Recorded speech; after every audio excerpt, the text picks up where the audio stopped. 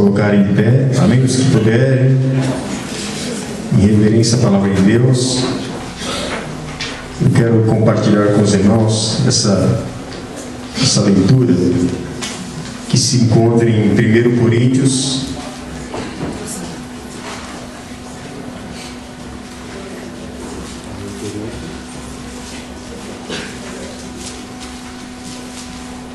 nós vamos ler 1 Coríntios, capítulo 1, do versículo 10 ao 18. Todos acharam? Amém, amém ou misericórdia? Amém.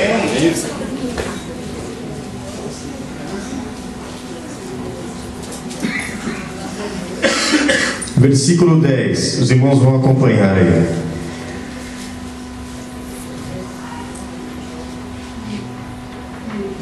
Rogo-vos, porém, irmãos, pelo nome de nosso Senhor Jesus Cristo, que digai todos uma mesma coisa, e que não haja entre vós dissensões, antes sejais unidos em um mesmo sentido e em um mesmo parecer. Os irmãos estão acompanhando aí, irmãos? Muito bem. Versículo 11. Porque a respeito de vós, irmãos meus, me foi comunicado pelos da família de Cloé que há contendas entre vós. Quero dizer com isso que cada um de vós diz: eu sou de Paulo, e eu sou de Apolo, eu sou de Cefas, eu sou de Cristo. Está Cristo dividido? Foi Paulo crucificado por vós? Ou fostes batizado em nome de Paulo? Dou graças a Deus porque a nenhum de vós batizei, senão a Crispo e a Gaio, para que ninguém diga que fosse batizado em meu nome. E batizei também a família de Estéfanas. Além desses, não sei se batizei algum outro. Porque Cristo enviou-me, não para batizar, mas para evangelizar. Não em sabedoria de palavras, para que a cruz de Cristo se faça vã. Porque a palavra da cruz é loucura para os que perecem, mas para nós que somos salvos é o poder de Deus. A igreja pode sentar-se. Aleluia, Deus. Graças a Deus, irmãos, pela oportunidade que Deus nos tem concedido de podermos se reunir na casa do Senhor nesse dia de domingo e juntamente louvar, bendizer e exaltar o nome do Senhor, adorar o nosso Deus na beleza da sua santidade e reconhecer, meus, a sua soberania, o seu poder, a sua glória. E damos graças a Deus porque o Senhor, Ele fala conosco através da sua palavra, por algumas oportunidades que tivemos. Já chegamos a meditar nas cartas do apóstolo Paulo, principalmente na carta que ele envia para a igreja de Corinto. E já chegamos também a fazer alguns comentários, até mesmo dos elogios que Paulo chega a fazer para essa igreja. Uma igreja que ele mesmo fundou, uma igreja que ele evangelizou e, como ele disse, chegou até a batizar algumas pessoas ali naquela igreja. E Paulo, reconhecendo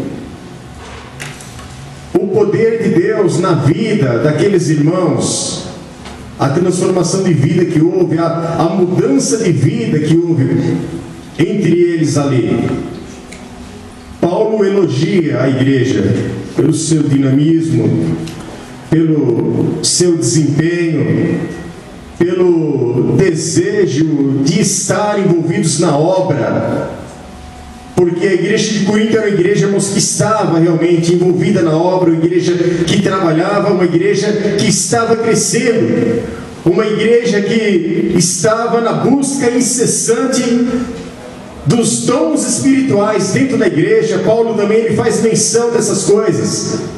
Ele disse que naquela igreja não faltava nenhum dom espiritual. Mas através da família de Cloé, Paulo ficou sabendo de alguns problemas que estavam acontecendo na igreja. Estava havendo dissensões. E haviam grupos que, talvez até mesmo sem perceberem, estavam dividindo a igreja. E irmãos, exatamente a partir do versículo 10 que o apóstolo Paulo começa a fazer esse comentário. E ele começa a ensinar e instruir a igreja da maneira pela qual a igreja realmente ela deve se posicionar. E ele diz assim: rogo-vos, porém, irmãos, pelo nome de nosso Senhor Jesus Cristo, que digais todos a mesma coisa, e que não haja entre vós dissensões, antes sejam unidos em um mesmo sentido e em um mesmo parecer. Irmãos, novamente Paulo está falando sobre a unidade do corpo. Sabemos que é praticamente impossível as pessoas pensarem todos da mesma maneira e agirem todos de igual modo. Mas Paulo está falando do cuidado que temos que ter com o corpo que é a igreja. Então é necessário que cada cristão, irmãos, ele possa fazer uma reflexão na sua vida. Quem verdadeiramente você está adorando e está seguindo? É o que Paulo está falando com a igreja de Corinto, porque Paulo sabia que haviam pessoas ali que estavam seguindo a ele mesmo, ao próprio Paulo. Outros estavam, de certa forma, se inclinando para as palavras de Pedro, e outro de Apolos. E alguns estavam observando Jesus. Dessa maneira, irmãos, a igreja estava dividida. A igreja estava dividida. Para que possamos seguir verdadeiramente a Cristo, é necessário que Cristo esteja entronizado em nossos corações, irmãos. É o que Paulo está dizendo aqui. Quando ele disse que não batizou ninguém, para que ninguém venha dizer que foi batizado no nome dele, certamente as pessoas estão recordando do seu próprio batismo, que foram batizados em nome do Pai, do Filho e do Espírito Santo, através da imersão das águas.